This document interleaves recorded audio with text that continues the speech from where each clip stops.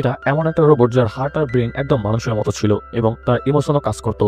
সে ডক্টরের সাথে কথা বলার সময় কান্নায় ভেঙে পড়ে এবং নিজের পরিস্থিতি দেখে ডক্টরকে বলে তাকে একেবারে শেষ করে ফেলতে। তখন ডক্টর তাকে বলে, তুমি 3 মাস আগে পরিপূর্ণভাবে একজন মানুষ ছিলে, কিন্তু কেউ তোমাকে হত্যা করার জন্য তোমার গাড়িতে গ্রেনেড রেখে দিয়েছিল, আর সেই বিস্ফোরণে তোমার শরীরে সব অঙ্গ প্রত্যঙ্গ বিচ্ছিন্ন হয়ে যায়। তখন তোমার স্ত্রী যেভাবেই হোক তোমাকে আমাদেরকে বাঁচাতে বলেছিল, যার কারণে আমরা বাধ্য হয়ে তোমাকে একটা রোবটে কনভার্ট করেছি। এসব শুনে এই লোকটি কিছুতেই ডক্টরের কথা বিশ্বাস করতে পারছিল না। সে মনে মনে ভাবছিল ডক্টর হয়তো তাকে একটা রোবটের কস্টিউম পরিয়ে তার সাথে মজা করছে। কিন্তু যখন সেখানে একটা নার্স এসে তাকে অর্ধেক মানব বলে স্বীকৃতি দেয়, তখন সে প্রচন্ড রেগে যায় এবং বুঝতে পারে সত্যি বর্তমানে সে মানুষ থেকে রোবটে কনভার্ট হয়ে গিয়েছে।